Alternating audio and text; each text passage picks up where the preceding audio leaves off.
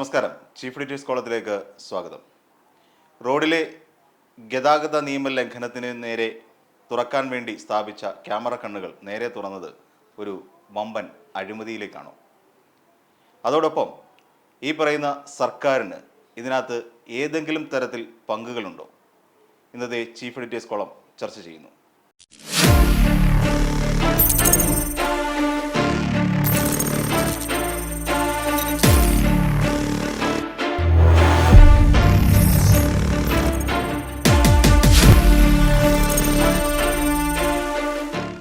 ഈ വിഷയത്തിൽ ഇന്ന് നമ്മോടൊപ്പം ഉള്ളത് മുതിർന്ന മാധ്യമപ്രവർത്തകനും രാഷ്ട്രീയ നിരീക്ഷകനുമായ ശ്രീ അജിത് ലോറൻസ് സാറാണ്. നമസ്കാരം സർ.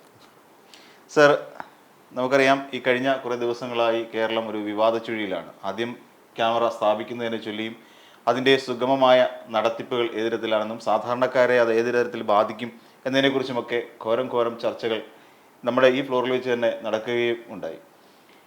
ഇപ്പോൾ അങ്ങനെയല്ല. ഈ ക്യാമറ റോഡിലെ നിയമലംഘനത്തിലേക്കല്ല ഇപ്പോൾ കണ്ണു തുറന്നിരിക്കുന്നത്, ഒരു വലിയൊരു അഴിമതിയിലേക്കാണ് കണ്ണു തുറന്നിരിക്കുന്നത്. ഇതിനെക്കുറിച്ച് സാറിന് എന്താണ് തോന്നുന്നത്? തീർച്ചയായിട്ടും ഇതിനെ നിസ്സാരമായിട്ടൊരു അഴിമതി എന്ന് പറയാൻ പറ്റില്ല. ഇതിനകത്ത് ഇതിൻ്റെ ഒരു മാഗ്നിറ്റ്യൂഡ്, അതിൻ്റെ വലിപ്പം എന്ന് പറയുന്നത് ഈ LDF സർക്കാർ, ശ്രീ പിണറായി വിജയൻ മുഖ്യമന്ത്രിയായതിനു ശേഷം വന്നിരിക്കുന്ന നിരവധി പ്രവൃത്തികളുടെ കണ്ടിന്യൂവേഷനായിട്ട് വന്നിരിക്കുന്ന മറ്റൊരു അഴിമതിയുടെ ഒരു മാർഗമാണ് ഈ ക്യാമറ എന്ന് പറയുന്നത്. അപ്പോൾ ഇതിൻ്റെ ടെക്നിക്കാലിറ്റീസ് കംപ്ലീറ്റ് ഞാൻ നോക്കി. ഒരു CCTVക്ക് ആകുന്ന പൈസ പോലും ഇതിനാകില്ല. അല്ലെങ്കിൽ എത്ര സംവിധാനങ്ങൾ, എത്ര ലേറ്റസ്റ്റ് പോസ്റ്റ് മോഡേൺ സംവിധാനം ഉപയോഗിച്ചിട്ടുള്ളൊരു ക്യാമറ ആണെങ്കിലും ഞാൻ ഇപ്പോഴും സംസാരിച്ചിട്ട് വരികയാണ്, ഒരു ടെക്നിക്കലി എഞ്ചിനീയറുമായിട്ട് സംസാരിച്ചിട്ട് വരികയാണ്. It cost not less than, it costs only less than 5 lakhs rupees per camera. എല്ലാം വിത്ത് അക്സസറീസ് ആൻഡ് എറക്റ്റിംഗ് ആൻഡ് മെയിൻ്റനൻസ്. 232 കോടി രൂപയോളം. അല്ല, ഇത് 232 കോടി രൂപ, 232 കോടി രൂപയാണ് ഇപ്പൊ സർക്കാർ കൊടുക്കുമെന്നും സർക്കാരിനാകുന്നുവെന്നും പറഞ്ഞ് ജനങ്ങളോട് പറഞ്ഞിരിക്കുന്നത്. ഈ 523 ക്യാമറയും കൂടെ 224 ക്യാമറയും കൂടി ചേർന്ന് 100 കോടി രൂപയിൽ താഴെയേ വരുള്ളൂ. അപ്പോൾ ഇതിനെ നമ്മൾ ചിന്തിക്കേണ്ടത്, ഇപ്പോൾ ഇന്ന് നമ്മുടെ പ്രതിപക്ഷ നേതാവ് പറഞ്ഞിരിക്കുന്നു, എല്ലാ വഴികളും റോമിൽ ചെന്ന് അവസാനിക്കുന്നൊരു പഴയൊരു ചൊല്ലുണ്ടോ, all the roads reaches Rome എന്ന് പറയുന്ന പോലെ. അതിന് കമ്പയർ ചെയ്ത് അദ്ദേഹം പറഞ്ഞിരിക്കുന്ന എല്ലാ വഴികളും ഒരു പെട്ടിയിലേക്ക് എത്തുകയാണ്. ഇതിൻ്റെ എല്ലാ കള്ളപ്പണവും ഇതിൻ്റെ എല്ലാ അഴിമതിയുടെ വിഹിതവും നേരിട്ട് ചെന്ന് എത്തുന്നത് മുഖ്യമന്ത്രിയുടെ പെട്ടിയിലാണ് എന്നാണ് പറയുന്നത്. അത് പറഞ്ഞതിനെ അത് നിസ്സാരമായിട്ട് കാണാൻ പറ്റില്ല. അതിലേക്ക് തന്നെയാണ് ഇത് പോകുന്നതെന്ന് നമുക്ക് ചിന്തിക്കേണ്ടിയിരിക്കും. കാരണം ഞാൻ പറഞ്ഞല്ലോ, നമ്മളിതിൻ്റെ ടെക്നിക്കാലിറ്റീസ്, ഒരു ക്യാമറയുടെ വില, ഇത് എറക്റ്റ് ചെയ്യുന്നതിന്, ഇതിൻ്റെ മെയിൻ്റനൻസിന് ഒക്കെ കൂടെ നമ്മൾ നോക്കുമ്പോൾ ഒരു ക്യാമറയ്ക്ക് ഒരു 5 lakhs rupeesന് താഴെ വരുള്ളൂ. 5 lakhs തന്നെ ഭയങ്കരമാണ്, അതിഭീകരമായ കോസ്റ്റാണ്. എത്ര വലിയതെന്ന് പറഞ്ഞാലും അതിഭീകരമായ കോസ്റ്റാണ് 5 lakhs. ഇപ്പൊ അവര് 30-33 ലക്ഷം രൂപയാണ് ഒരു ക്യാമറയ്ക്ക് വെച്ച് കാൽക്കുലേറ്റ് ചെയ്യുന്നത്. ഇതൊരു പക്ഷെ അവർ പറയുന്ന അനുസരിച്ച് നോക്കുകയാണെങ്കിൽ സർ, ഇതിന്റെ സർവീസും മെയിൻ്റനൻസ് അതുപോലുള്ള കാര്യങ്ങൾ ഉൾപ്പെടെയാണ് GSTയും കൂടെ ചേർത്തിട്ടാണ് ഈ എമൗണ്ട് എന്നാണ് പലപ്പോഴും ഞാൻ പറഞ്ഞത്. അതാണ് ഈ GSTയും സർവീസും ഒക്കെ കൂടെ ചേർന്നാലും 5 ലക്ഷം രൂപയിൽ കൂടുതലാകില്ല, വരില്ല. അതിനെയാണ് 33 ലക്ഷം രൂപയാക്കി ഇട്ടിരിക്കുന്നത്. അപ്പോൾ ഇതിൻ്റെ സംഭവം ഞാൻ ആരംഭത്തിൽ ഞാൻ പറഞ്ഞില്ലേ, ഇതൊരു തുടർച്ച. ഈ ശ്രീ പിണറായി വിജയൻ്റെ മന്ത്രിസഭ അധികാരമേറ്റതിന് ശേഷം നടന്നിരിക്കുന്ന അഴിമതികൾ, ജനങ്ങളെ ഇങ്ങനെ കൊള്ളയടിക്കുന്നതിൻ്റെ ഏറ്റവും ലേറ്റസ്റ്റ് സംഭവമാണിത്. ഇതിനു മുമ്പ് നമ്മൾ കഴിഞ്ഞ തവണ കോവിഡ് കാലത്ത് സ്പ്രിംഗ്ലർ സെയിം തിങ് ആണ്. സ്പ്രിംഗ്ലറിലെ അഴിമതി പോലെ തന്നെ ഇതും വന്നിരിക്കുകയാണ്. ഇതിന്റെ അതാ ഞാൻ പറഞ്ഞത്, ഇതിന്റെ മാഗ്നിറ്റ്യൂഡ് എന്ന് പറയുന്നത് വളരെ വലുതാണ്. ഏതൊരു 125 കോടി രൂപയോളം അഴിമതി നടക്കുകയാണ്. ഇത് ജനത്തിന്റെ സുരക്ഷയ്ക്ക് വേണ്ടിയൊന്നുമല്ല. ഇപ്പോൾ നമ്മുടെ പാർട്ടി CPMന്റെ പാർട്ടി സെക്രട്ടറി ഗോവിന്ദൻ മാഷും കാനം രാജേന്ദ്രൻ, CPIയുടെ സെക്രട്ടറി കാനം രാജേന്ദ്രനൊക്കെ പറഞ്ഞ സുരക്ഷയ്ക്ക് വേണ്ടിയാണ്, ഇതാണെന്നൊക്കെ പറഞ്ഞു. എന്ത് സുരക്ഷ? ഇത് സുരക്ഷയല്ല, ഇത് സർക്കാരിന്റെ സുരക്ഷയ്ക്ക് വേണ്ടി. ഏതിനാ? പിണറായി വിജയനോ അല്ലെങ്കിൽ പിണറായി വിജയനോ ബന്ധപ്പെട്ട് സർക്കാരിനെ പറയാനും പറ്റില്ല, വ്യക്തികളിലേക്ക് പോവുകയാണ്. ഇതൊരു മുഖ്യമന്ത്രിയിലേക്ക് മാത്രം പോവുകയാണ്. നമുക്കറിയാമല്ലോ, മുഖ്യമന്ത്രിക്ക് കീഴിലുള്ള കഴിഞ്ഞ തവണ ഉണ്ടായിരുന്ന മന്ത്രിസഭയിലുണ്ടായിരുന്ന മുതിർന്ന നേതാക്കന്മാരൊക്കെ നല്ല മന്ത്രിസഭ ആയിരുന്നു. അപ്പോൾ അദ്ദേഹത്തിന് വഴിവിട്ട് ഒരുപാട് കാര്യങ്ങൾ ചെയ്യാൻ പറ്റിയാലും പറ്റിയതൊക്കെ അദ്ദേഹം ചെയ്തു. ഒരുപാടൊന്നും ചെയ്യാൻ കഴിഞ്ഞില്ല. ഒരുപാട് ചെയ്തതൊക്കെ അദ്ദേഹത്തിന്റെ ലെവലിൽ ചെയ്യാവുന്ന കാര്യങ്ങൾ ചെയ്തു. മറ്റു മന്ത്രിമാരെ ഉപയോഗപ്പെടുത്തുന്നതിനൊരു പരിമിതി ഉണ്ടായിരുന്നു. ഇപ്പം അതല്ല, ഇപ്പം എല്ലാം വളരെ സബ് ജൂനിയർ ആയിട്ടുള്ള കുറേ ടീമിനെ എടുത്തിട്ട് പുള്ളി പറയുന്ന കാര്യങ്ങൾ മാത്രം ചെയ്യുന്നു. അതുകൊണ്ടാണ് അത് പറയാൻ കാരണം. ഇപ്പോൾ ആന്റണി രാജു എന്ന് പറയുന്ന ട്രാൻസ്പോർട്ട് മന്ത്രിക്ക് ഇതിന്റെ വിഹിതം കിട്ടിയിട്ടില്ല എന്നുള്ളതാണ് നമുക്ക് വ്യക്തമാകുന്നത്. അദ്ദേഹം കൈ കഴുകുന്നു. അദ്ദേഹം പറയുന്നത് കെൽട്രോണാണ്, കെൽട്രോൺ പറയുന്നത് വേറെ കൊടുത്തു. ഇനിയിപ്പോ SRIT എന്ന് പറയുന്നതിന്റെ ഫുൾ ഫോം എന്താണെന്ന് ഇതുവരെ എനിക്ക് തോന്നുന്നില്ല ആരെങ്കിലും. SRIT എന്ന് പറയുന്ന ശോഭ റിനൈസൻസ് ഇൻഫോടെക് എന്ന് പറയുന്ന നമ്മുടെ അമേരിക്ക ബേസ് ചെയ്തിരിക്കുന്ന ഒരു ഇൻഫോടെക് കമ്പനിയാണ്. ഇത് is A subsidiary of Shobha group. നമ്മുടെ ശോഭ മേനോൻ, തൃശ്ശൂരുകാരൻ ശോഭ മേനോൻ, ശോഭ സിറ്റി അതേ കൺസ്ട്രക്ഷൻ കമ്പനിയുടേതാണ്. ബട്ട് SRIT എന്ന് പറയുന്നത് ഇൻഫോടെക് തന്നെയാണ്. പക്ഷെ അപ്പോൾ ആ അഴിമതി പോകുന്ന പോക്ക് കണ്ടോ? ഇനിയിപ്പോൾ ഉടനെ മുഖ്യമന്ത്രി അമേരിക്കയിൽ പോകാനും പോകും. നമുക്ക് ഈ പൈസ മേടിക്കാൻ വേണ്ടി പോകുന്നതായിരിക്കും. കമ്മീഷൻ പ്രതിപക്ഷ നേതാവ് കാണിച്ച പോലെ SNC ലാവലിനേക്കാൾ വലിയൊരു അഴിമതിയാണിത്. SNC ലാവലിന്റെ അത്രയും ക്വാണ്ടം വരുന്നില്ല. ഇതിപ്പോ ആകെ 223 കോടി രൂപയുടെ 223 കോടി രൂപയുടെ കേസായതുകൊണ്ട്. പക്ഷെ അതിനകത്ത് പെർസെൻറ്റേജ് ഇൻവോൾവ് ചെയ്ത് അതിനെ നമ്മൾ ക്വാണ്ടമൈസ് ചെയ്ത് കഴിഞ്ഞാൽ ചിലപ്പോൾ SNC ലാവിനെ ഈക്വലൈസ് ചെയ്യാൻ പറ്റുന്ന ഒരു അവസ്ഥ. അതപ്പോൾ ഇതിനകത്ത് ഇതിന്റെ സംഭവം എന്ന് പറയുന്നത് സോഷ്യലി ആൻഡ് പൊളിറ്റിക്കലി ഇതിനകത്ത് സംഭവം എന്ന് പറയുന്നത് ജനത്തിന്റെ സുരക്ഷയല്ല അവർക്ക് പ്രധാനം, ജനത്തെ കൊള്ളയടിക്കാനൊരു മാർഗമാണ്. രണ്ടിത് നിയമപരമായി നിൽക്കുമെന്നറിയില്ല. ആരൊക്കെ കോടതിയിൽ ചലഞ്ച് ചെയ്തിട്ടുണ്ട് വക്കീലന്മാർ. ഇതിന്റെ പ്രൈവസി, ജനത്തിന്റെ പ്രൈവസിയെ ചോദ്യം ചെയ്യുന്നതാണ്. അത് പ്രൈവസിയിലേക്ക് ചെയ്യുന്ന ഒരു സംഭവം. നമ്മൾ നേരത്തെ സർവൈലൻസ് നമുക്ക് വേറൊരു കാര്യം കൂടി ഇതിനകത്ത് പറയാനുണ്ട്. നമ്മുടെ ഈ ഇതിലുണ്ടല്ലോ കാറും 4 വീലറിലും ഫിലിം ഒട്ടിക്കുന്നത് കേന്ദ്ര സർക്കാർ സുപ്രീം കോടതി നിരോധിച്ചപ്പോൾ അതിന്റെ പ്രൈവസിയിലെ ചോദ്യം ചെയ്യപ്പെടും. ഈ പറഞ്ഞ മാറിക്കൊണ്ടിരിക്കുന്ന ക്ലൈമറ്റ് ചേഞ്ചിൽ ഇത് വരും, സ്വകാര്യത നഷ്ടമാകും എന്നൊക്കെ പറഞ്ഞപ്പോൾ 30% ഫിലിം ഒട്ടിക്കാന്നുള്ള ഇത് വന്നു, റിവിഷൻ വന്നു. ഇവിടെ എനിക്കും ശ്രീനാഥിനും കാർ എടുക്കാൻ കഴിവുണ്ടെങ്കിൽ നമ്മൾ കാറല്ലേ എടുക്കുള്ളൂ ഈ മാറി വരുന്ന കാലാവസ്ഥയിൽ. എല്ലാവർക്കും കാറ് നിർബന്ധമായിട്ട് എടുക്കാൻ പറ്റുന്ന എങ്ങനെയാ? ഒരപ്പന് മക്കളെ 2 കൊണ്ട് നടക്കണ്ടേ? അപ്പോൾ 2 വീലറേ ഉള്ളൂ, അയാൾക്ക് കാർ എടുക്കാൻ കഴിവില്ലെങ്കിൽ അയാൾ എന്ത് ചെയ്യും? അല്ലെങ്കിൽ വൈകുന്നേരം ഒന്ന് സിനിമയ്ക്ക് പോകാനോ, മക്കളെ സ്കൂളിൽ കൊണ്ടുവിടണ്ടേ? അയൽവക്ക സമ്പർക്കം വേണ്ടേ? ആശുപത്രിയിലേക്ക് എത്തിക്കാൻ പറ്റാതെ എന്ത് ചെയ്യാൻ? അപ്പൊ ഇതിങ്ങനെ ജനകീയമായ ഒരു സർക്കാരേ അല്ല. ഇത് ജനങ്ങളെ ദ്രോഹിക്കുക എന്നുള്ള ആത്യന്തിക ലക്ഷ്യത്തോടുകൂടി ജനത്തിന് പേര് പറഞ്ഞ്, ജനത്തിന്റെ സുരക്ഷ എന്ന് പറഞ്ഞൊരു പേര് പറഞ്ഞിട്ട് ജനത്തെ കൊള്ളയടിക്കുകയാണ്. അത് സെൽഫ് ബിട്രയലാണ്. ഇപ്പൊ നമുക്ക് ഇന്നൊരു ചാനലിൽ കാണിച്ചായിരുന്നു, ഒരു ലേഡി 2 മക്കളെ കൊണ്ടുവന്നു. ഒരു ഇളയ കുഞ്ഞിനെ ഈ ആക്ടിവയിൽ ഫ്രണ്ടിൽ കുനിച്ച് ഇരുത്തി ഓടിച്ച് മടക്കി ഇരുത്തിയിരിക്കുന്നു. ഈ ക്യാമറയുടെ ഇത് ഭയന്നിട്ട് ചെയ്തിരിക്കുകയാണ്. ഞാൻ പറഞ്ഞത് ഇത് ഭയന്നിട്ട് ചെയ്തിരിക്കുകയാണ്. ഇപ്പോൾ പുറകിലിരിക്കുന്ന കുട്ടിക്ക് ഹെൽമറ്റും കൊടുത്തിട്ടുണ്ട്. പക്ഷെ ഈ ഇളയ കൊച്ചിനെ ഓടിച്ചു മടക്കി ഇരുത്തിയിരിക്കുകയാണ്. അപ്പം ഇത് എന്തിനാ വച്ചിരിക്കുന്നത്? ഇത് ജനത്തിൻ്റെ സുരക്ഷയ്ക്കല്ല. ഇത് ജനങ്ങളെ കൊണ്ട് തെറ്റ് ചെയ്യിച്ച് നിങ്ങൾ ചെയ്യുന്ന തെറ്റിന് ഞങ്ങൾ പിഴ ഈടാക്കും എന്നുള്ളതാണ്. അല്ലാതെ ജനത്തിന് സേവനമേ അല്ല. 2 ഇതിൻ്റെ വേറൊന്ന് സംഭവം ഈ പറഞ്ഞില്ലേ, ലക്ഷങ്ങൾ 100 ലക്ഷം ത്തിൻ്റെ അഴിമതി കാണിച്ചിട്ട്, 100 കോടിയുടെ അഴിമതി കാണിച്ചിട്ട് കൊള്ളയടിക്കുന്ന കൂടാതെ ഇതിൻ്റെ ഏജൻസി നടത്തിപ്പുകാരനാണ് ഇതിൻ്റെ പിഴയുടെ മേജർ ഷെയർ പോകുന്നത്. അതെ. അപ്പം ഇത് ആരെ നന്നാക്കാനാണ്? ഇത് ആരോടാണ് ഇത് പറയുന്നത്? കേരളം പോലുള്ള സംസ്ഥാനത്താണ് ഇത് നടക്കുന്നത്. മറ്റ് സംസ്ഥാനങ്ങളുടെ കാര്യം നമ്മൾ പറയുമ്പോൾ മറ്റ് നഗരവൽകൃതമായിട്ടുള്ള നഗരങ്ങളിൽ മാത്രമേ, സംസ്ഥാനങ്ങൾക്ക് മാത്രമേ ഇത്തരം ഇതിലിപ്പോൾ ആളുകളെ ചൂഷണം ചെയ്യാൻ പറ്റും. കേരളം എന്ന് പറയുന്നത് it's A small city as such, ഒരു മൊത്തത്തിലൊരു നഗരമാണ്. അപ്പോൾ ഇത് എവിടെയായാലും ജനത്തിൻ്റെ ഇത് പിഴിയുക എന്നുള്ളതാണ്. കേരളം ഒരു ചെറിയ സിറ്റിയാണ്. കേരളം ഒരു സിറ്റിയാണ്. അവിടെ തന്നെ ഈ രീതി ക്യാമറ വെച്ചിട്ട് പിഴിയുക, ജനത്തിനെ പിഴിയാണ്. അപ്പോൾ ഏതൊക്കെ രീതിയിലാണ് ടാക്സ് ചെയ്യുന്നത്? ഇപ്പോൾ സ്പ്രിംഗ്ലറിൻ്റെ കാര്യം നമ്മൾ നേരത്തെ സൂചിപ്പിച്ചു. സ്പ്രിംഗ്ലർ, അതുകൂടാതെ കേന്ദ്ര സർക്കാർ കൊടുത്ത കോവിഡിനുള്ള പ്രതിരോധ കുത്തിവയ്പ്പിനുള്ള മരുന്ന് കൊടുത്ത സമയത്താണ്, ഫ്രീ ആയിട്ട് കൊടുത്ത സമയത്താണ് ഇവിടുന്ന് ആളുകളുടെ നിന്ന് ഇത് ഇഷ്ടംപോലെ കോൺട്രിബ്യൂഷൻ സ്വീകരിച്ചത്. ജനമെല്ലാം ഇതായിട്ട് കൊടുത്തു, ജനറസ് ആയിട്ട് കോൺട്രിബ്യൂട്ട് ചെയ്ത് ശമ്പളം അത് ഇതെന്നൊക്കെ പറഞ്ഞു കൊടുത്തു. അപ്പോഴും കേന്ദ്രം ഫ്രീ ആയിട്ടാണ് കൊടുത്തത്. അതിവിടെ ആളുകളുടെ മറച്ചു വെച്ചു. അതിന് രണ്ടാമത്തെ സ്റ്റെപ്പ് വന്നപ്പോഴാണ് നിങ്ങൾ 50% തരണമെന്ന് സംസ്ഥാനങ്ങളോട് ആവശ്യപ്പെടുന്നത്. അപ്പം ഏതൊക്കെ രീതിയിലാണ് ഈ പിണറായി സർക്കാർ, പിണറായി വിജയൻ ലീഡ് ചെയ്യുന്ന CPM നേതൃത്വം നൽകുന്ന പാർട്ടിയും ഗവൺമെൻറ്റും എല്ലാം അദ്ദേഹം തന്നെയാണ്. ഏതൊക്കെ രീതിയിലാണ് ചൂഷണം ചെയ്യുന്നത്?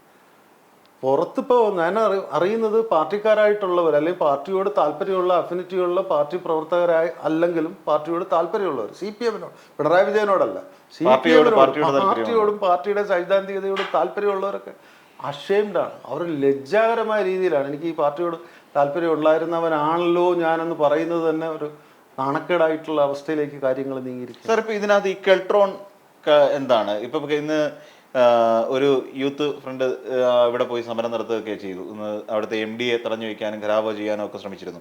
അപ്പം എന്താണ് കെൽട്രോൺ ഇതിൽ എന്ത് പങ്കാണ് വഹിച്ചിരിക്കുന്നത്? കെൽട്രോണിന്റെ സബ് കൊടുത്തിരിക്കുന്നതാണ് ഈ പറയുന്ന SRIT എന്ന് പറയുന്ന കമ്പനി എന്നും, പിന്നെ ഇദ്ദേഹത്തിന്റെ ഒരു ആരോപണം വന്നിരിക്കുന്നു, VD സതീശന്റെ ആരോപണങ്ങളിൽ ഇതെല്ലാം കണ്ണൂർ ബേസ്ഡ് ആയിട്ട് പ്രവർത്തിച്ചു വരുന്ന ചില കറക്ക് കമ്പനികളാണ് എന്ന് കഴിഞ്ഞ ദിവസം പറഞ്ഞിരുന്നു. അപ്പൊ ഇതെല്ലാം കൂടെ കൂട്ടിച്ചേർത്ത് വായിക്കുമ്പോൾ കെൽട്രോണും ഇതും തമ്മിലുള്ള ഒരു ടൈപ്പ് എങ്ങനെയാണ്? കെൽട്രോൺ എന്ന് പറയുന്നത് നമ്മുടെ ഒരു സംസ്ഥാനത്തിന്റെ ഒരു പൊതുമേഖലാ സ്ഥാപനമാണ്.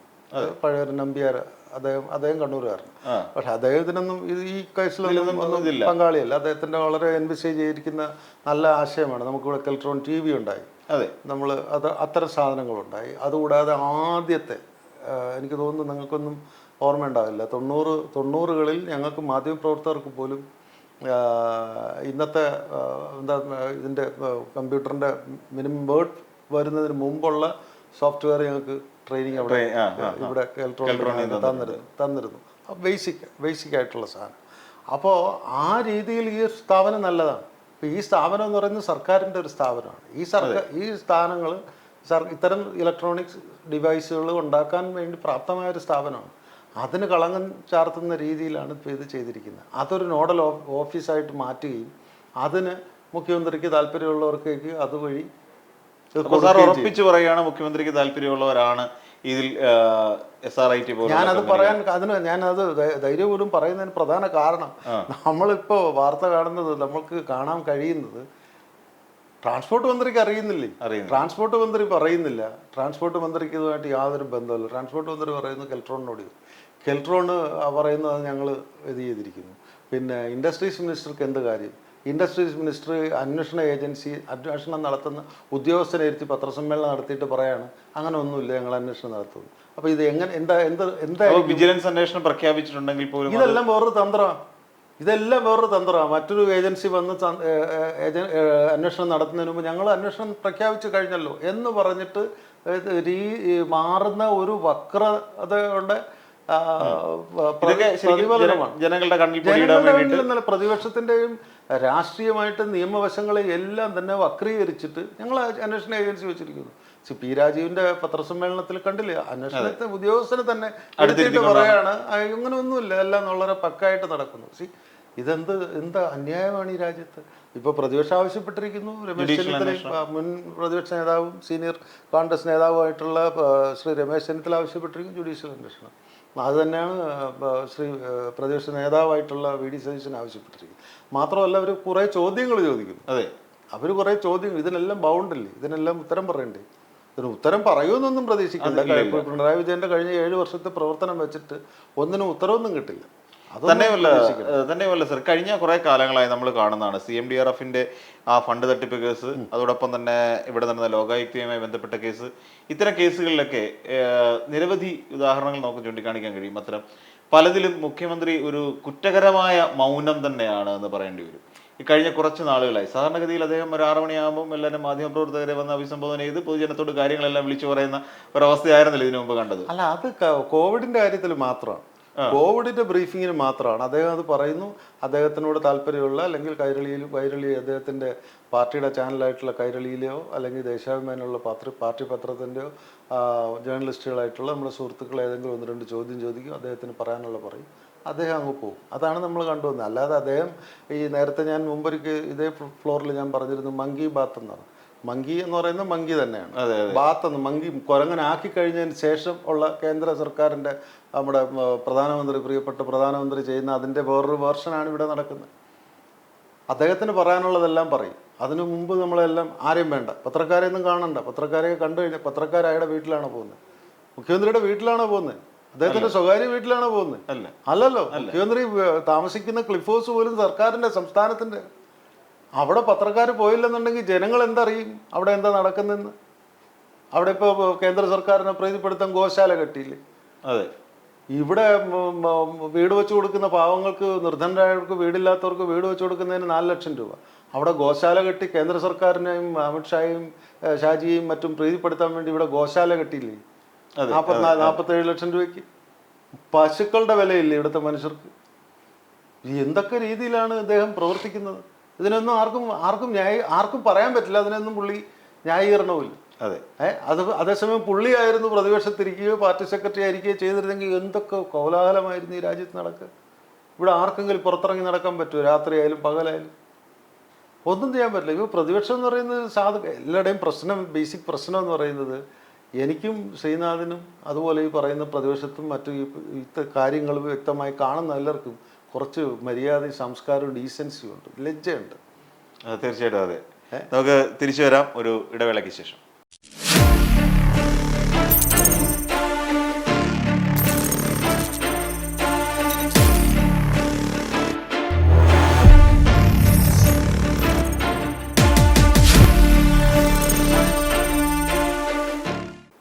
നമുക്ക് തിരികെ എത്താം സർ.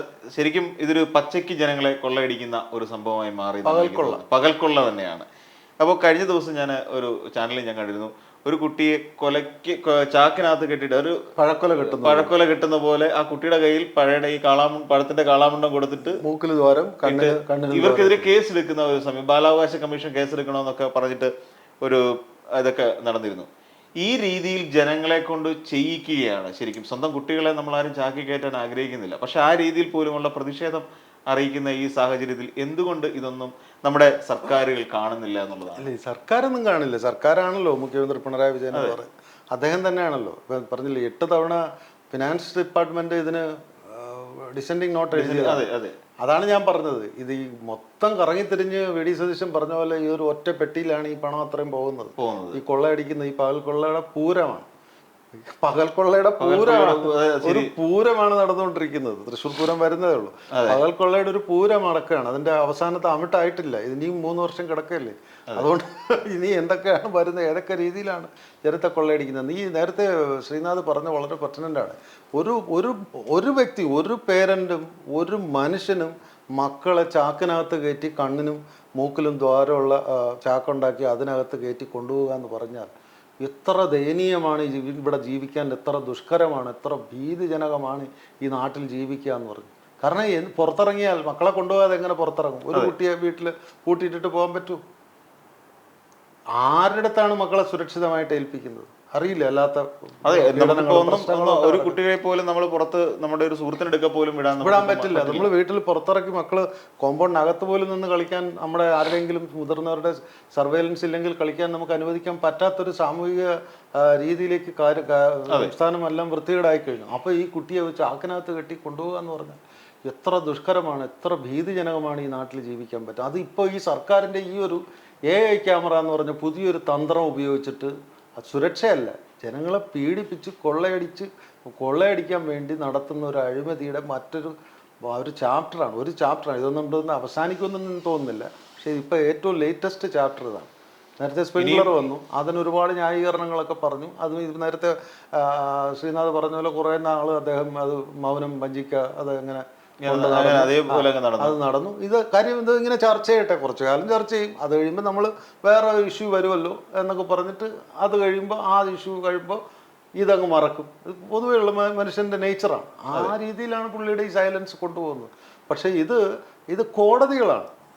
ഇപ്പോൾ നമ്മൾ സർക്കാർ എന്ന് പറയുന്നത്, സർക്കാർ 99 MLA-മാരുടെ ഭൂരിപക്ഷത്തോടുകൂടി ഇരിക്കുന്ന ഒരാൾക്കെതിരെ ആരാ നടപടിയെടുക്കുന്നത്? അദ്ദേഹം തന്നെ മുഖ്യമന്ത്രി, അദ്ദേഹം തന്നെ പാർട്ടി നടത്തുന്നത്. ഈ അവിടെ വെച്ച് നടന്ന പ്രശ്നങ്ങളിൽ പോലും ആ വേണ്ട രീതിയിൽ ഒരു പരിഗണന, നിയമസഭയ്ക്കകത്ത് നടന്ന വിഷയങ്ങളിൽ പോലും വേണ്ട രീതിയിൽ ഒരു പ്രതിപക്ഷത്തിനൊന്നുമില്ല. യഥാർത്ഥത്തിൽ ഇത് കോടതിയാണ് ഇടപെടേണ്ടത്. കോടതി ജുഡീഷ്യൽ അന്വേഷണം പ്രഖ്യാപിക്കണം എന്നൊരു ആവശ്യം പ്രതിപക്ഷം ഇപ്പോൾ ഉയർത്തിക്കൊണ്ടിരിക്കുക. രമേശ് ചെന്നിത്തലയും വി.ഡി. സതീശനും അടക്കം ഇതിനെക്കുറിച്ച് പറയുന്നുണ്ട്. പക്ഷേ ഇത് എത്രത്തോളം പ്രാവർത്തികമാകും? ലോകായുക്തയുടെ അവസ്ഥ നമുക്കറിയാം. ലോകായുക്ത കഴിഞ്ഞ ദിവസങ്ങളിൽ മുഖ്യമന്ത്രിക്ക് അനുകൂലമായ ഒരു വിധി പ്രസ്താവത്തിലേക്ക് പോകുന്ന ഒരു സാഹചര്യമൊക്കെ ഉണ്ടായി. അല്ല, അത് ഈ പറഞ്ഞില്ലേ, ഇതെല്ലാം മുഖ്യമന്ത്രി എന്ന് പറയുന്ന വ്യക്തിയിൽ കേന്ദ്രീകൃതമായി കിട്ടുന്ന നിയമനങ്ങളും ഔദാര്യങ്ങളുമാണ്. ഇതിൻ്റെ ഗ്രാറ്റിസാണ് ഇത്. നാളെ ശ്രീനാഥ് ഒരു കാര്യം ചെയ്തു കൊടുക്കുന്നതിന് ശ്രീനാഥിന് അതിന് പ്രതിഫലം സർവീസ് കഴിയുമ്പോൾ കിട്ടുമെന്നുള്ള ചിന്തയോടുകൂടി ജീവിക്കുന്ന ചില പൊസിഷനുകളാണ്. കോൺസ്റ്റിറ്റ്യൂഷണലായിട്ട്, സെമി കോൺസ്റ്റിറ്റ്യൂഷണലായിട്ടും ഒക്കെ ഉള്ള ചില പദവികളുണ്ട്.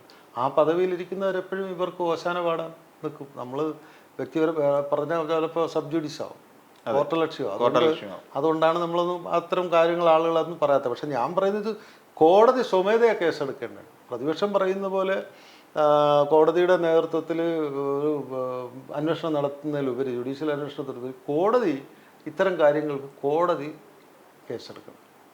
ഇതുമായി ബന്ധപ്പെട്ട് സാർ പ്രതിപക്ഷം ആവശ്യപ്പെടുന്നത് പലപ്പോഴും ഈ കോൺട്രാക്ട് ഉണ്ടാക്കി ഇതിന്റെ എഗ്രിമെന്റുമായി ബന്ധപ്പെട്ട യാതൊരു വിവരങ്ങളും ഇതുവരെ പുറത്തുവിട്ടിട്ടില്ല. ഈ ക്യാമറ നിർമ്മാണവുമായി ബന്ധപ്പെട്ട് നമ്മൾക്ക് എല്ലാം ഈ പൊതുവെ കേൾക്കുന്ന ഒരു പറച്ചിൽ മാത്രമാണ്. ഇത്ര കോടി രൂപ ഞങ്ങൾ ചെലവാക്കി 726 ക്യാമറകൾ ഞങ്ങൾ ഈ സ്ഥലങ്ങളിൽ വെക്കുന്നു. പക്ഷേ എന്തുകൊണ്ടാണ് ഇവർ ഈ ഇത്തരത്തിലുള്ള പ്രതിപക്ഷം ആവശ്യപ്പെടുന്ന പോലെ ഒരു എഗ്രിമെന്റ് ഇത് ഉണ്ടാക്കിയിരിക്കുന്ന പുറത്തുവിടാത്തത്? ശ്രീനാഥ്, ഇത് മനസ്സിലായില്ലേ? ക്യാബിനറ്റിൽ പോലും ട്രാൻസ്പോർട്ട് മന്ത്രി അറിയുന്നില്ല. ക്യാബിനറ്റിൽ പോലും വക്രീകരിച്ച ചില നോട്ടുകൾ മാത്രമേ വെച്ചിട്ടുള്ളൂ. ഇതിൻ്റെ ശരിയായ ഒരു ഫുൾ പ്രൂഫ് ഒരു പ്രോജക്റ്റ് അവിടെ അവതരിപ്പിച്ചിട്ടില്ല ക്യാബിനറ്റിൽ. നമ്മളിങ്ങനെ ക്യാമറ വെക്കും, അങ്ങനെ നമ്മൾ കൊള്ളയടിക്കും, ബാക്കി നിങ്ങളൊന്നും അറിയണ്ട.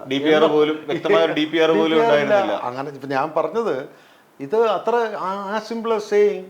നമ്മൾ കുറച്ച് ക്യാമറ വെക്കും, ആ രീതിയിൽ ഞാൻ കുറേ കാശുണ്ടാക്കും, അത് നിങ്ങളൊന്നും അറിയേണ്ട കാര്യമില്ല എന്നുള്ള രീതിയിലേക്ക് കാര്യം വേണം. അതാണ് ഞാൻ പറഞ്ഞത്, ക്യാബിനറ്റിലിരിക്കുന്ന ആരും ഒരു മന്ത്രിക്കും ഒരു വോയിസും ഇല്ല. ഇതിനു മുമ്പ് നമുക്കറിയാം, നമ്മൾ തിരുവനന്തപുരം മുതൽ ഏകദേശം കാസർഗോഡ് വരെ ഹൈവേകളിൽ ഒട്ടും വിസിബിലിറ്റി ഇല്ലാത്ത കുറെ പ്രദേശങ്ങളിൽ കൊണ്ടുവന്ന് കുറെ സ്പീഡ് ഗവേണൻസിന് വേണ്ടിയിട്ട് കുറെ ക്യാമറ വെച്ച് ഒളിപ്പിച്ചു വെക്കുക, ആളുകളെ കള്ളരാക്കുക, മനുഷ്യരെ പൗരന്മാരെ പച്ചയ്ക്ക് കള്ളനാണെന്ന് പറയുക. നീ ട്രാഫിക് ലംഘിച്ച്, നീ ക്രിമിനലാണ്, എന്നെ പണിഷ് ചെയ്യുന്നത്. ഇത് തന്നെയാണ് ഇപ്പോഴും ഈ ക്യാമറയുടെ പിന്നിൽ ഇത് തന്നെ. ആളുകളെ, മനുഷ്യരെ, ഈ പറഞ്ഞ മുഖ്യമന്ത്രി എന്നൊക്കെ പറയുന്ന VVIP അല്ലേ? അതെ, അവർക്കൊന്നും ഇതൊന്നും ബാധകമല്ലല്ലോ. അപ്പം മറ്റുള്ള എല്ലാ മനുഷ്യരെയും, സാധാരണക്കാരായിട്ട് എല്ലാവരെയും കള്ളനാക്കുക. പച്ചയ്ക്ക് ഇത് എവിടെയാണ്, ഏത് നാട്ടിൽ നടക്കും? ആഫ്രിക്കയിൽ നടക്കും ഇത്തരം കാട്ടുനീതി? ഇതൊക്കെ ശുദ്ധ അസംബന്ധമല്ല. ഇതൊക്കെ പറഞ്ഞാൽ ലജ്ജാകരമാണ്. കേരളത്തിലാണ് ഇത് നടക്കുന്നതെന്ന് ആലോചിക്കണം. ഞാൻ പറഞ്ഞില്ല, ഒരു സംസ്ഥാനം മൊത്തം ഒരു നഗരമായിരിക്കുന്നിടത്താണ് ഇത് നടക്കുന്നത്. 100% സാക്ഷരത അച്ചീവ് ചെയ്തിരിക്കുന്ന ഒരു സംസ്ഥാനമാണ്. എല്ലാവരും പത്രം വായിക്കുന്നവരാണ്. 100% ഹെൽത്ത് അച്ചീവ്ഡ് എന്നൊക്കെ നമ്മൾ പറയുന്നുണ്ട്. 100% നഗരവൽക്കരണം, 100% IT, 100% ടൂറിസം. എത്ര അഭിമാനകരമായിട്ട് പറയുന്ന ഈ 5 എലമെന്റ്സ് അമേരിക്കയ്ക്ക് പോലും ക്ലെയിം ചെയ്യാനില്ല. അവിടെയാണ് ഈ തീവട്ടിക്കൊള്ള, ഈ പകൽ കൊള്ളയുടെ പൂരം നടക്കുന്നത്. സർ, ഒന്ന് ആലോചിച്ച് കഴിഞ്ഞാൽ കൊളോണിയലൈസേഷൻ നടക്കുന്നില്ല എന്ന് മാത്രമേ ഉള്ളൂ എന്ന് തോന്നുന്നു. പഴയ ബ്രിട്ടീഷ് കാലത്തിൽ നിന്ന് ഇങ്ങോട്ട് സഞ്ചരിക്കുമ്പോൾ എല്ലാ ഗവൺമെൻറ്റുകളും ഒരു അനുനയ നീക്കത്തിലൂടെ ആദ്യം ഭരണം പിടിച്ചെടുക്കുന്നു, പിന്നീട് ജനങ്ങൾക്ക് മേൽ അമിതമായി ഭാരം അടിച്ചേൽപ്പിക്കുന്നു. ഇത് തന്നെയല്ലായിരുന്നു സാർ ബ്രിട്ടീഷുകാരും ആ ഒരു കാലഘട്ടത്തിൽ നമ്മളോട് ഈ ഒരു കൊളോണിയലൈസേഷൻ വന്നിട്ടില്ല എന്ന് മാത്രമല്ലേ ഉള്ളൂ? അല്ല, ആ കൊളോണിയൽ കാലഘട്ടത്തെക്കുറിച്ച് പറയുമ്പോൾ അതിനകത്ത് അന്ന് നമുക്ക് ഈ റിനൈസൻസ് പീരീഡ് എന്നും പറഞ്ഞിട്ട് ലോക കാലഘട്ടത്തിൽ യൂറോപ്പിൽ ഉണ്ടായിരിക്കുന്ന പാരീസിലല്ല തുടങ്ങിയത്, ഇറ്റലിയിലാണ്. ഇറ്റലിയിൽ, റോമിലും പാരീസിലും പിന്നെ വന്നിട്ട് ലോകം മൊത്തം വ്യാപിച്ചിരിക്കുന്ന റിനൈസൻസ്, നവോത്ഥാനം. ഈ ഇന്ത്യയെ സംബന്ധിച്ച്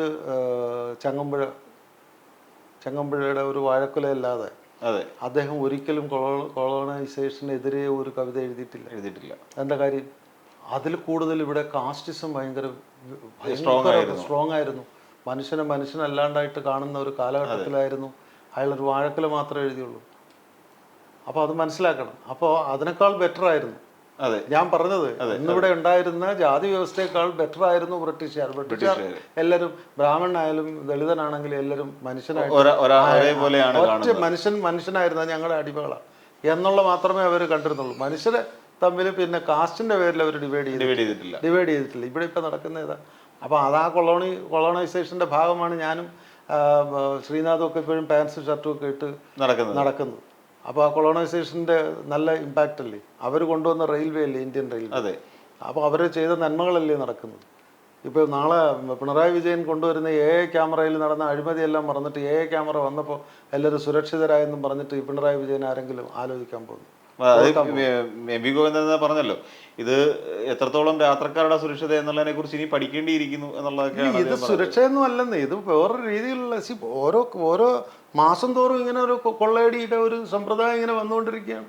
അതെ, ഇപ്പൊ നോക്കും, മിൽമയുടെ പാല് വർദ്ധിപ്പിച്ചത് ജനുവരിയിൽ, അത് കഴിഞ്ഞ് മാർച്ചിൽ വന്നപ്പോൾ വീണ്ടും ബഡ്ജറ്റ് അവതരിപ്പിക്കുന്നു. ബഡ്ജറ്റ് വന്നിട്ട് എല്ലാത്തിലും കൂട്ടുന്നു. പിന്നെ സെസ് എന്നും പറഞ്ഞ് അന്ന് ആളുകൾ കാണിച്ച ഔദാര്യം, കോവിഡ് കാലത്ത് കാണിച്ച ഔദാര്യത്തിന് സെസ്സിന്റെ പേരിൽ ചൂഷണം ചെയ്തു.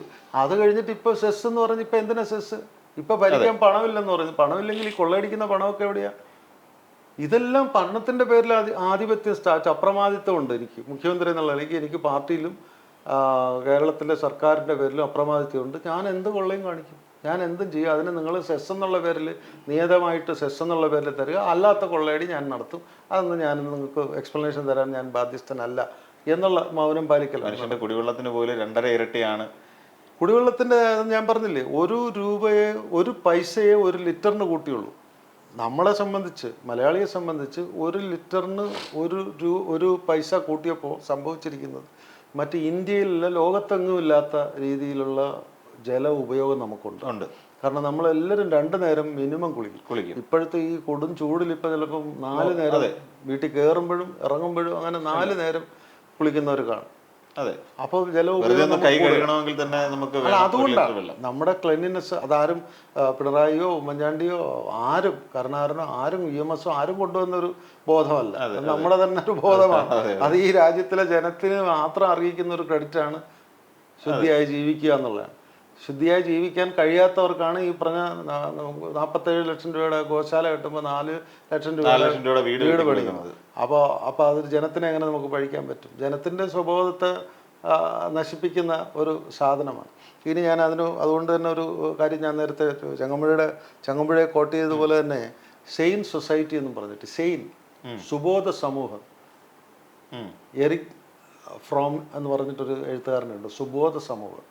ഈ സുബോധ സമൂഹം എന്ന് പറയുന്നത് നമ്മളെ, അദ്ദേഹം ഇന്റർനാഷണലി പറഞ്ഞിരിക്കുന്ന മനുഷ്യന്റെ എവല്യൂഷന് ശേഷം ഉണ്ടായിരിക്കുന്ന ഇൻസൈൻ ആയിട്ടുള്ള ഒരു സമൂഹത്തിൽ നിന്നും സുബോധ സമൂഹത്തെയാണ് പുള്ളി സൃഷ്ടിക്കുന്ന ആ ബുക്കിലേക്ക്.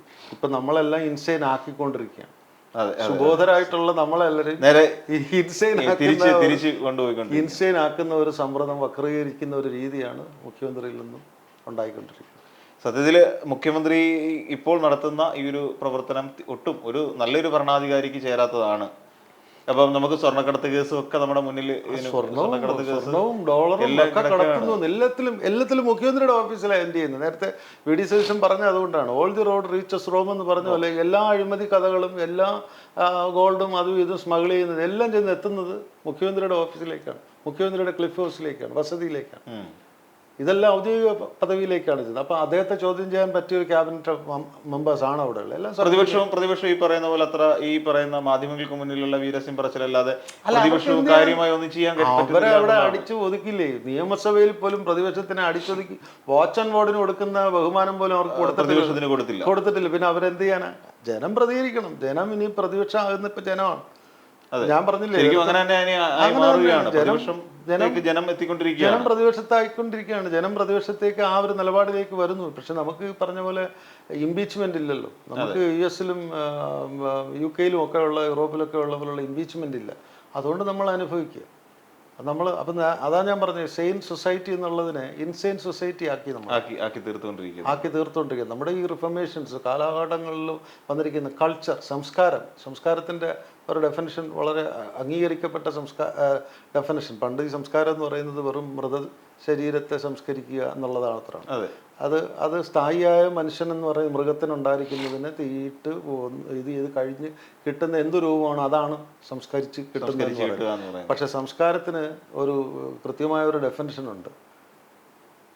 കൾച്ചർ എന്നാണ് അതിന് പറയുന്നത്. Culture is the ennoblement of human nature by human effort. മനുഷ്യ പ്രകൃതിയെ മനുഷ്യ പ്രയത്നം കൊണ്ട് നവീകരിക്കുന്നതിനെയാണ് സംസ്കാരം എന്ന് പറയുന്നത്. ഇവിടെ ഇപ്പൊ നമ്മൾ കൾച്ചർ കൂടി സംസ്കാരം കൂടി വന്നിട്ട് നമ്മളെല്ലാം ഇൻസൈൻ ആക്കിയിരിക്കുകയാണ്. നമ്മളെല്ലാം ഭ്രാന്തന്മാരാക്കിയിരിക്കുകയാണ്. നമ്മളെല്ലാം അപരിഷ്കൃതരാക്കുകയാണ്. മുഖ്യമന്ത്രിയുടെ ഭാഷയും ഇനിയിപ്പോൾ പാർട്ടിക്കാരും മുഖ്യമന്ത്രിയൊക്കെ പറയാൻ പോകുന്ന വ്യാഖ്യാനങ്ങൾ കേട്ടോളൂ. എങ്ങനെയും ഈ 223 കോടി രൂപയ്ക്ക് ന്യായീകരണം അദ്ദേഹം പറയും. സ്പ്രിംഗ്ലറിന് നമ്മൾ കേട്ടതാണ്. അതെ, കോവിഡിന് നമ്മുടെ ഈ ജനത്തിൻ്റെ നിന്ന് മേടിച്ച പണമാണ് ഈ പറഞ്ഞ രീതിയിൽ കൊള്ളയടിക്കപ്പെട്ടു. അതിനുമെല്ലാം കോടതി എടുക്കുന്നതിന് മുമ്പ്, കോടതി ഒരു അന്വേഷണം പ്രഖ്യാപിക്കുന്നതിന് മുമ്പ് പാർട്ടിയും മുഖ്യമന്ത്രിയും തന്നെ ഒരു അന്വേഷണം പ്രഖ്യാപിച്ചിരിക്കുക. അപ്പോൾ അതിൻ്റെ റിപ്പോർട്ട് വരട്ടെ. അതിൻ്റെ റിപ്പോർട്ട് എങ്ങനെ വരും? അദ്ദേഹം തന്നെ നിയമിക്കുന്ന ഉദ്യോഗസ്ഥർ, ഈ വിജിലൻസ് അദ്ദേഹത്തിൻ്റെ കീഴിലുള്ളതല്ലേ. അപ്പോൾ ഇതൊക്കെ എങ്ങനെ വരാനാണ്? നമ്മളെല്ലാം ഇൻസൈൻ ആക്കുന്ന ഒരു സാധനമാണ്. അതിലേക്ക് പോവുകയാണ് ഈ കാര്യങ്ങൾ. ശരി സാർ, ഇതാണ് ഇനി സംഭവിക്കാനുള്ളത്. കേരളത്തിൽ വലിയ കൊട്ടിഘോഷിച്ച് ഒരു വിജിലൻസ് അന്വേഷണം പ്രഖ്യാപിച്ചു. പ്രതിപക്ഷം ചൂണ്ടിക്കാട്ടിയതുപോലെ കേരളത്തിലെ എല്ലാ അഴിമതി കഥകളും ചെന്നെത്തുന്നത് മുഖ്യമന്ത്രിയുടെ ഓഫീസിലേക്കാണോ? നിരവധി ചോദ്യങ്ങളാണ് നമുക്ക് മുന്നിലുള്ളത്. ഇന്നത്തെ ചീഫ് എഡിറ്റേഴ്സ് കോളം സമാപിക്കുന്നു. നമസ്കാരം സർ.